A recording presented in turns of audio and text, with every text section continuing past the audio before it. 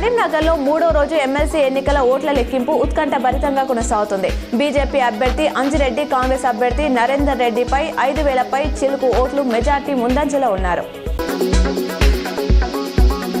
చిన్న దొంగలను కొట్టేసి ఇప్పుడున్న ఎమ్మెల్యే గజ దొంగగా మారారని పెద్దపల్లి జిల్లా రామగుండం నియోజకవర్గం బీఆర్ఎస్ పార్టీ నాయకులు కౌశిక్ హరి తీవ్ర స్థాయిలో మండిపడ్డారు.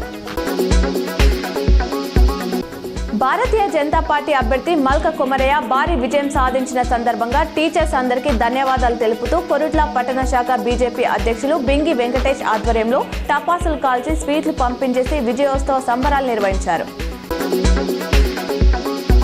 జగిత్యాల జిల్లా మెట్టుపల్లి పట్టణంలో పవిత్ర రంజాన్ మాసం ప్రారంభమవడంతో పట్టణమంతా భక్తి భోజనోత్సవంతో సందడి చేస్తుంది.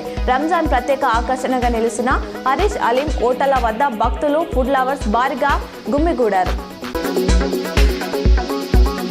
ఇంటర్మీడియట్ పరీక్షలు రాస్తున్న విద్యార్థులకు కేంద్ర మంత్రి బండి సంజయ్ శుభాకాంక్షలు తెలిపారు.